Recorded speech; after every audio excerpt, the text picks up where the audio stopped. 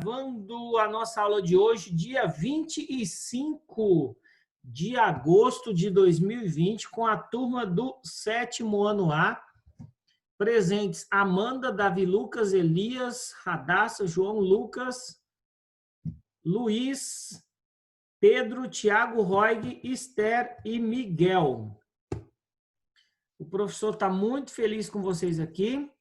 E nós vamos... Acabou de chegar o Elias e a Maria Vitória, mais conhecido como Vizinha. Continuando, então, o nosso estudo de hoje, o professor vai abrir aqui o slide de hoje para voltar no livro de Provérbios. Vamos lá. Professor, então hoje será a última aula do livro de Provérbios? Sim, por isso a gente vai fazer uma revisão da penúltima aula que nós tivemos. O livro de Provérbios tem a ver com a sabedoria, né? Caiu lá na prova que o autor dele é Salomão, o homem mais importante e mais sábio que já existiu no planeta. A Bíblia diz que antes dele não houve ninguém tão sábio e depois dele, significa mesmo depois da morte dele, até os dias de hoje, não existiu alguém tão sábio quanto Salomão. Professor, para a pessoa se tornar sábio, normalmente são as pessoas mais velhas, né? Lembra que quando você assiste um filme, está lá, que durante o filme a pessoa, nós vamos conversar com o sábio Mahomet, fala lá o nome dele. Aí eles vão numa montanha, chega lá, tem um velhinho já de uns quase 100 anos, e aí ele vai dar um monte de conselhos legais, que são os sábios. Quando você fala que o sábio José Augusto, o sábio Mateus, o sábio Nicodemos, você já imagina uma pessoa bem velha. Professor, então como que eu faço para ser um sábio já sendo novo? Será que é possível ser sábio sendo novo? Claro, por isso que a Bíblia foi escrita. Quando você ouve o conselho dos mais velhos, eles te antecipam as frustrações, os medos, as angústias, os problemas que você vai enfrentar. E se você sabe que você vai enfrentar um problema, você desvia, né? Por exemplo, quando eu fui viajar com a minha esposa, nós descobrimos que tinha um buraco enorme na pista. Quando a gente parou na lanchonete, o velhinho falou, olha, lá no quilômetro 53 vai ter um buraco enorme. Das pessoas que caem ali, todas elas quebram o carro. É quase um quebra-mola gigante. Se você não se desviar dele, você vai quebrar. E quando a gente chegou, tinha 2 pessoas lá com o carro quebrado, que não, você batia tão forte que era numa descida que quebrava as molas do carro e às vezes furava o pneu. Professor, então por que você não sofreu? Você não teve que parar, trocar o pneu ou ficar com o carro quebrado? Porque alguém me antecipou, alguém que foi lá por aquele caminho e que sabia, e que tinha enfrentado aquele problema. Então ele falou, eu enfrentei esse problema, foi horrível, eu fiquei um dia inteiro lá, tivemos que chamar o guincho, foi horrível, acabou a nossa água. Todo aquele sofrimento que essa pessoa viveu, eu não precisaria viver. Porque ele me deu uma informação, um conselho de que eu não precisaria. Professor, então quer dizer que eu posso receber conselhos para não brigar, para não usar drogas, para não fumar, para não ser mal-humorado, ter inimigos na minha escola, ser castigado pelos meus pais, não ser viciado em videogame, não entrar em sites proibidos. Então eu consigo ter uma vida assim mais feliz.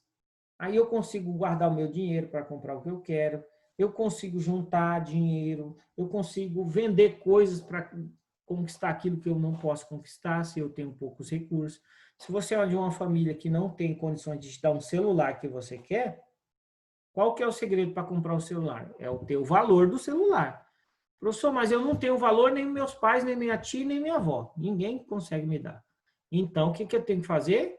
Comprar coisas mais baratas e vender mais caro. Todo comerciante, ele compra mais barato e vende mais caro. Então, se fala, professor, eu vou vender brigadeiro. Eu vou comprar o brigadeiro a R$1 e vou vender a 2. Vai ser 100% de lucro. Significa que você dobrou. Então, se eu vender um brigadeiro durante o ano, eu posso comprar o meu iPhone, o meu celular, o meu videogame. Então, toda estratégia da nossa vida gira em torno de conhecimento. Quando eu tenho conhecimento, isso me ajuda. O livro de Provérbios é um livro de sabedoria, né, professor? Então, aqui está o desenho da Bíblia. O professor já ensinou para vocês que a Bíblia ela é uma biblioteca. Por isso que a palavra Bíblia vem de biblioteca. Bíblia é uma biblioteca de livros. E o livro de Provérbios está justamente aqui, ó. Olha aí na sua tela.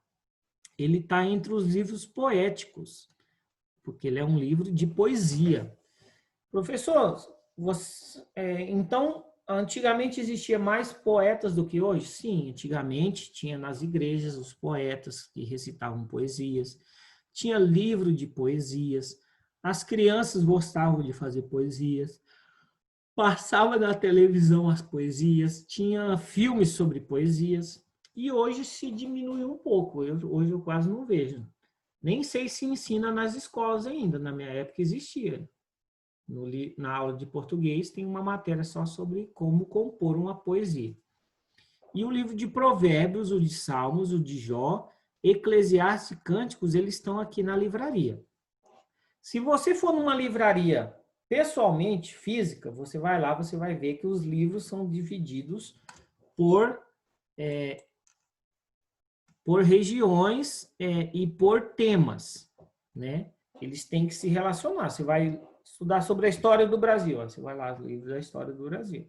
Livros franceses, livros italianos, livros de comportamento, de culinária, tem que estar tudo na mesma prateleira. E a Bíblia também foi muito legal, as pessoas que colocaram os livros assim também, em prateleiras, para que nós pudéssemos achar. Então, quando você pega uma Bíblia, ela está exatamente dividida como você tem que pesquisar exatamente. Legal, professor, gostei disso. Então, o livro de Provérbios, ele é um livro poético. E depois, professor? O livro de Provérbios constitui-se numa coleção de ditos sábios procedente de série de autores. Então, tem 3 pessoas principais que escreveram esse livro. Foi Salomão, Agur e Lemuel. Mas quem que, sem dúvida, é a referência inquestionável da autoria do livro principal? Foi o Salomão. Salomão era filho de Davi, que era rei. E quem é filho de rei é príncipe. E quando o pai morre, ele se torna rei. Por isso que ele é o rei Salomão.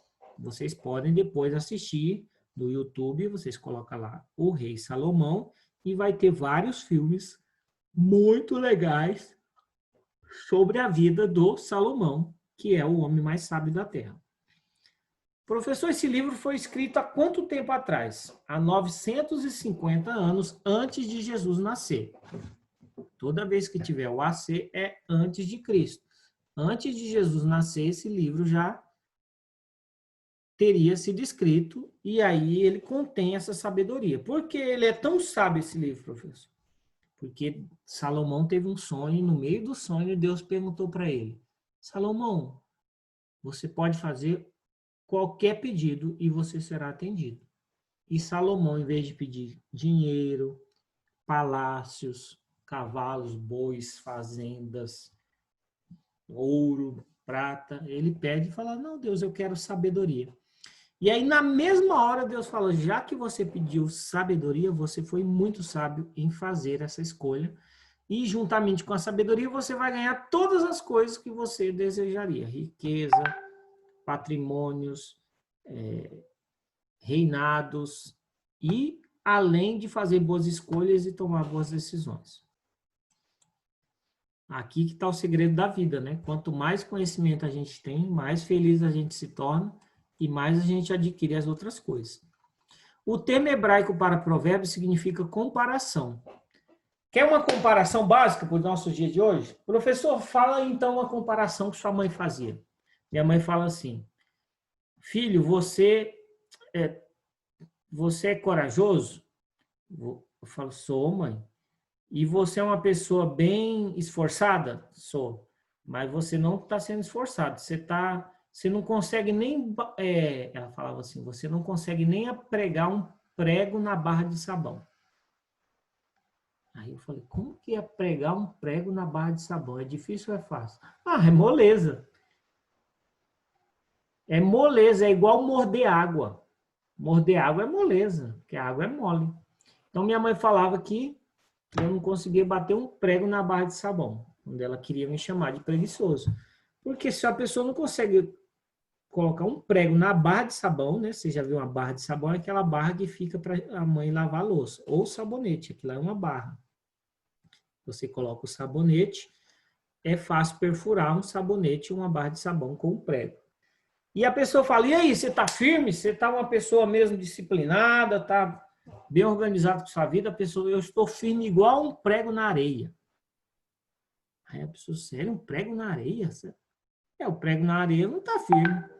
Então, minha mãe fazia essas comparações. E existem milhares de comparações. Quem consegue fazer essas comparações? Só as pessoas mais velhas. Ou quando você aprende com a pessoa mais velha.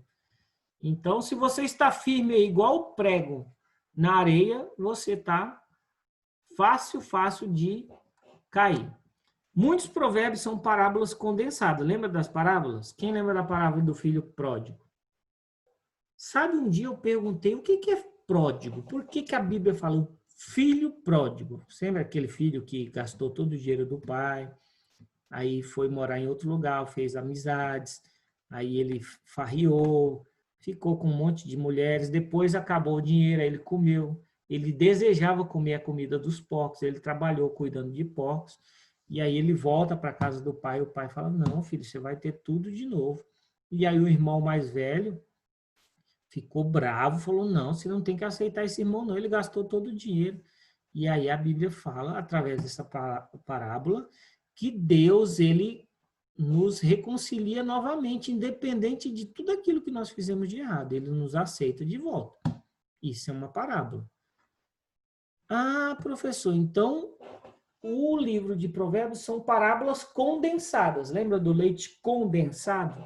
O leite condensado, você pega 2 litros de leite, ferve bastante, ele se condensa e se torna uma latinha de 500 ml. Então, ele perde toda a sua essência, mas a sua essência fica ali condensada. Significa que foi espremido, que foi engrossado. Então, quando você lê o livro de Provérbios, você tem um conhecimento condensado, espremido, apertado, com muita consistência, assim como o leite condensado.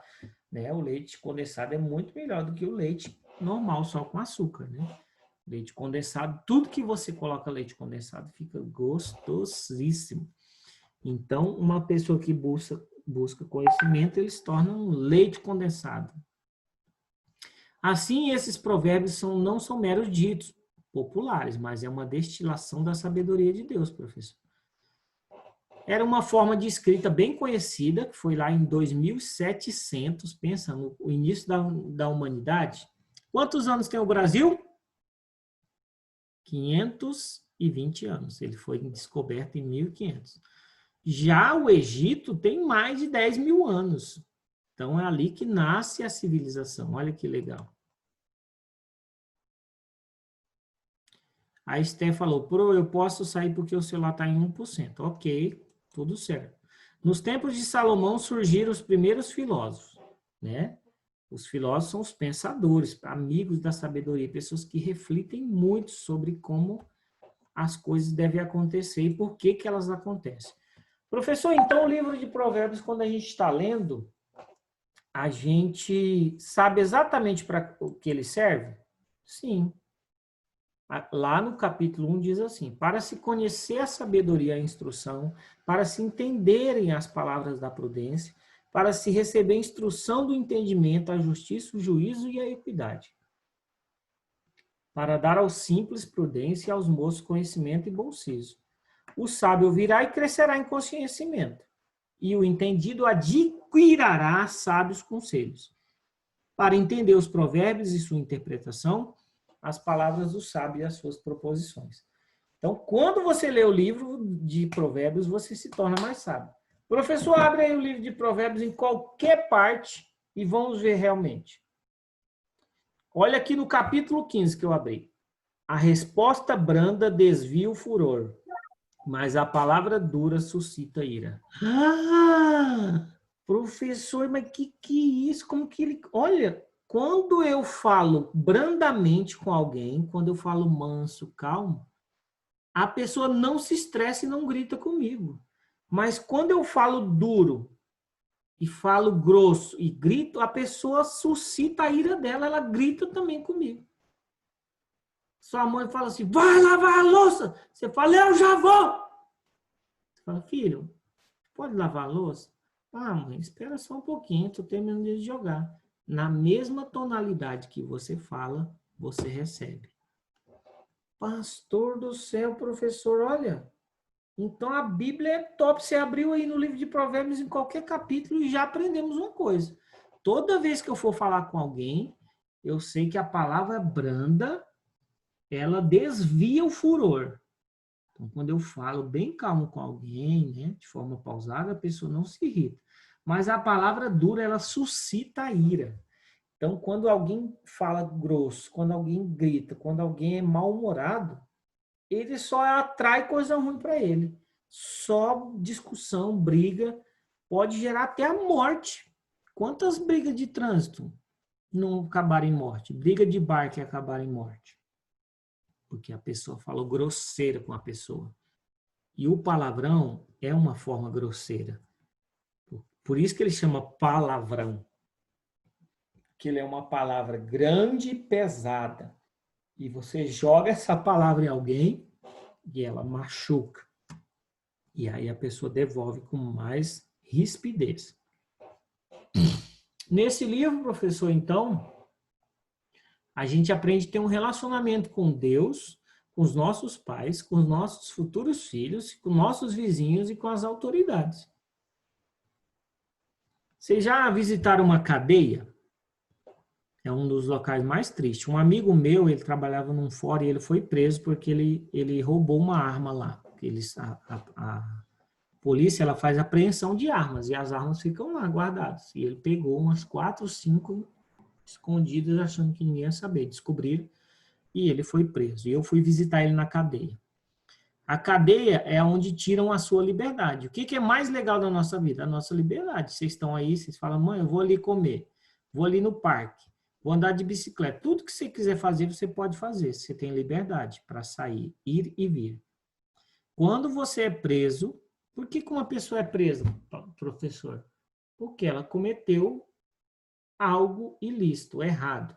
Ela fez uma escolha errada. Ela xingou alguém, ela bateu, ela roubou, ela maltratou, ela sonegou, né? Quando ela mentiu, às vezes você é preso por mentir.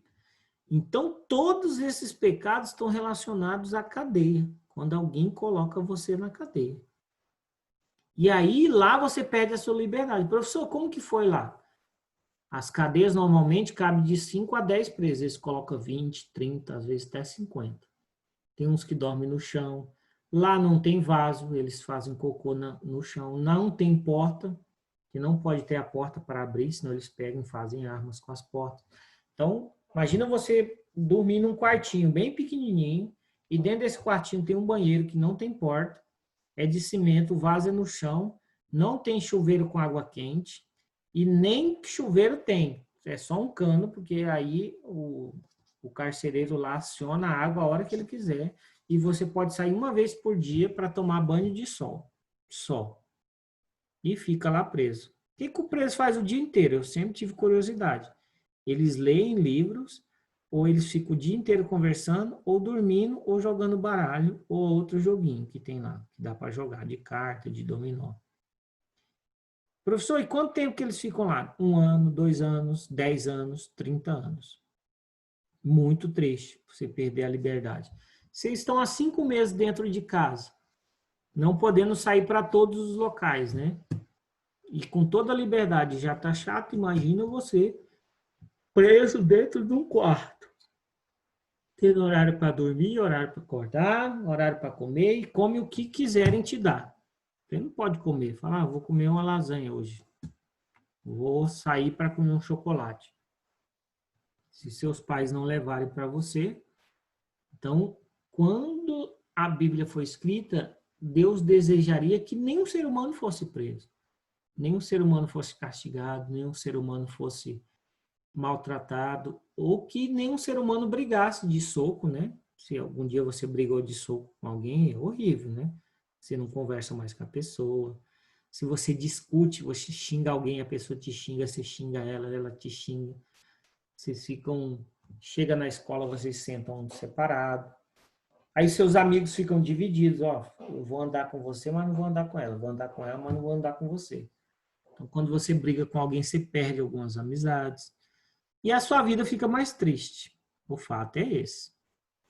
Então, professor, quanto mais eu leio a Bíblia, mais eu ouço os conselhos dos meus pais, das pessoas mais velhas. Quanto mais eu busco instrução e mais eu aplico na minha vida, não adianta você só ler a Bíblia, mas não aplicar, né? Colocar em prática. Mais feliz eu me torno, mais amigos eu tenho. Olha só que legal, olha aí. O temor do Senhor, então, é o princípio do saber. Uma pessoa que já acredita em Deus, que teme Ele, ela já está... A Bíblia fala que ela já está top, ela já está no princípio, está iniciando a sabedoria. Mas aqueles que desprezam essa sabedoria e o ensino de Deus já são loucos. Um cara que não acredita em Deus, que não vivencia os princípios de Deus, ou pelo menos acredita na Bíblia e vê que ela é uma fonte de conhecimento, de libertação, essa pessoa é louca, conforme a Bíblia. Então, professor, um provérbio é uma frase curta, bem construída, né? Que expressa uma verdade adquirida através de uma experiência que se impõe pela forma breve e pela agudez das observações. Professor, eu sou capaz de fazer um provérbio? Sim. Você já tentou fazer um provérbio, uma frase top, assim que você fala? Eu tenho uma frase que ela não tem autoria, mas eu peguei praticamente ela para mim. A frase diz o seguinte: para você chegar onde poucos chegam, você tem que fazer o que poucos fazem. Novamente, para você chegar aonde poucos chegam, você tem que fazer o que poucos fazem. E aí vem a sabedoria. O que poucos fazem? E eu fiz uma lista de coisas que poucas pessoas fazem.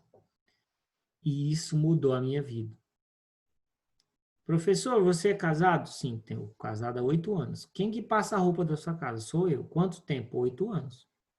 Então eu descobri que a maioria dos homens no planeta Terra não gostam de passar roupas no ferro. E eu descobri sim, que as mulheres amam os homens que passam roupa com ferro. E aí eu descobri que para eu chegar onde poucos chegam, eu tenho que fazer o que poucos fazem. Eu descobri que poucos homens fazem passar roupa. E para eu chegar aonde poucos chegam, o que é? Ter uma esposa que me ama e que me admire. Então, para eu ter uma esposa que me admire, que poucas fazem isso, eu me tornei um marido que poucos são. E aí eu tenho uma esposa que me admira, como poucos maridos são admirados. Vocês viram como que é legal esse provérbio? Para você chegar onde poucos chegam, você tem que fazer o que poucos fazem. Mas o que poucos fazem, professor? Poucos alunos estudam num horário definido. Então, significa que poucos alunos tiram boas notas. Poucos alunos são respeitados pelos diretores, os professores, porque são admirados. Então, se você fizer uma lista de coisas de que poucas pessoas fazem, você vai se tornar uma pessoa que poucas são. E vai chegar onde poucos chegam. Muito legal, né, essa frase? Os provérbios são ensinamentos deduzidos da experiência que um povo tem de vida.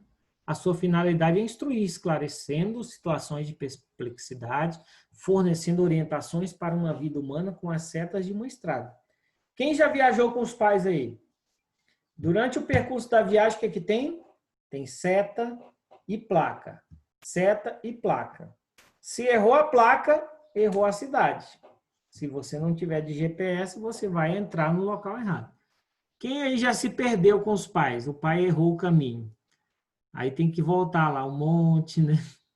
É horrível. Então, a Bíblia também ela fornece um monte de placas que nos direcionam para vários locais que nós temos que percorrer. Professor, quem coloca essas placas lá? As pessoas que já andaram por aquele local. Eles sabem onde tem buraco, onde tem curva. Vocês já viram muitos caminhões que tombam na curva? Por isso que lá na curva, quando você vai vendo uma curva, ela tem um monte de luminosos e ela vai virando devagarzinho, juntamente com os luminosos. Tanto no chão quanto na lateral. Quando o farol bate, aquilo lá brilha, né? Que é feito com vidro. E aí a placa brilha. Até a velocidade que tem nas placas é científico. Alguém testou, falou, ó, se você passar essa curva aqui com 100 por hora, você tomba.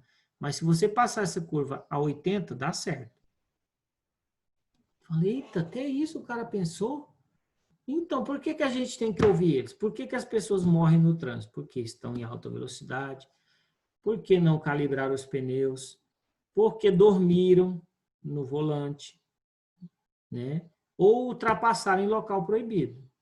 Professor, então por que às vezes tem uma reta e tá assim umas faixas duplas, né? Quando tem duas faixas contínuas, que não tem pontilhado, que elas são contínuas, duas ao mesmo tempo significa que você não pode ultrapassar naquele lugar. Professor, mas como que eles definiram que ali não pode ultrapassar? Porque é uma subida ou uma descida. Quando você está ultrapassando numa subida, o carro não tem velocidade. Se vem um carro lá na descida, ele vem mais rápido. Então, a chance de se chocar é maior. Você vê que as pessoas que montam o trânsito, eles pensam em tudo? Pensam na velocidade, pensam na curva, pensam na ponte, pensam na neblina. Às vezes eu passo no local, tá assim, ó, neblina, cuidado com a neblina. Tem umas que tá assim, cuidado com os animais. Como que o cara sabe que aquele local passa animal? Porque já morreu vários animais ali. E quando você bate no animal, professor, o carro pode tombar? Pode até explodir, dependendo da velocidade. Arrebenta o carro todo do seu pai, pode capotar. Se o animal for uma vaca, então, a chance de capotamento é 100%. Se for um taturzinho... Professor, Sim. uma vez, eu me lembro que eu e minha mãe, a gente estava, acho que uns 2 ou 3 anos atrás, eu e minha mãe, a gente estava dentro do carro dela, aí tava uma escuridão na rua, porque os postes estavam desligados, tava quebrado. Aí da escuridão ali, saiu uma vaca e minha mãe quase atropelou a vaca, né? Meu Deus, aí saiu uma vaca do nada. Na cidade ou na... Uhum. Não, aqui na cidade mesmo, né? Jesus, hein? E aí não tinha nenhuma sinalização, né? Não tinha lá falando, cuidado, vacas no local. Não tinha. Não, né? Pode falar, quem que ia falar? Professor, o isso da vaca é a primeira vez que. Eu não sei porquê, mas lembrou. Eu acho muito engraçado. Quando a minha mãe ela tinha uma onça. Sim. Cortou seu áudio, Thiago. E a onça era parda. Casa, ela tinha em casa. A minha mãe tinha uma onça. Sua mãe já criou uma onça?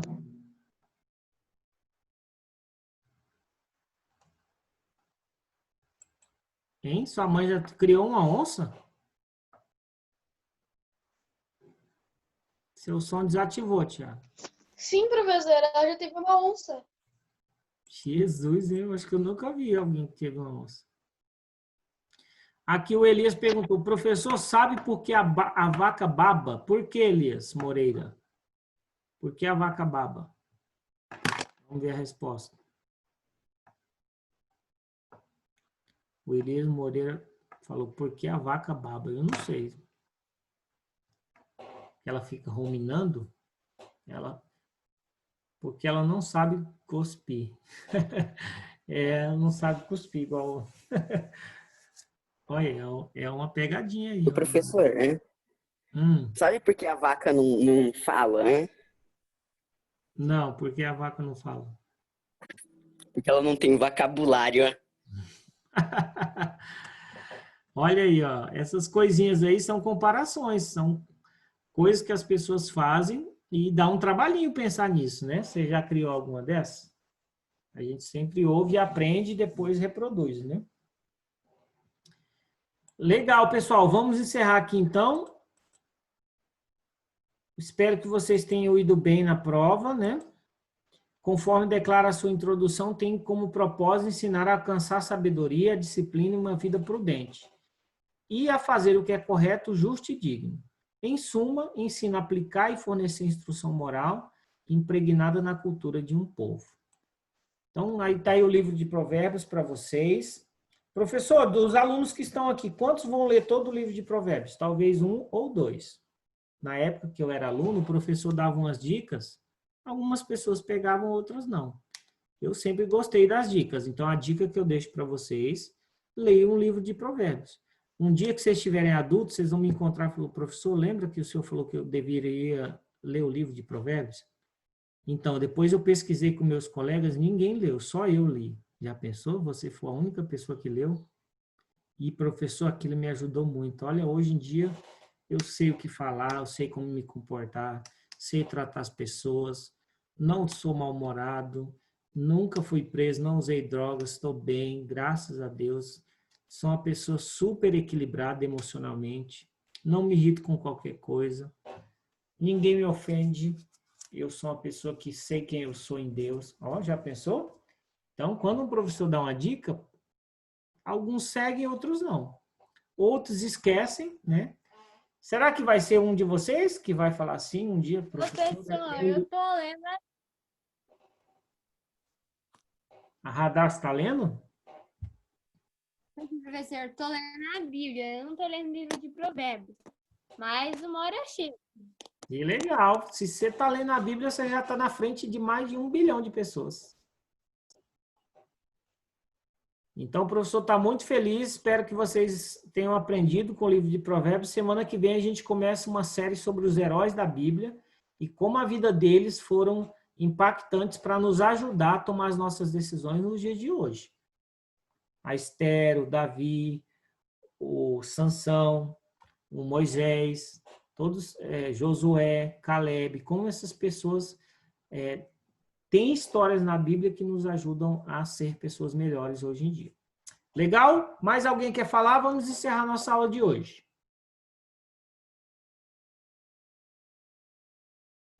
Tudo ok? Tenha uma semana abençoada, então. Deus abençoe a todos. Até a semana que vem.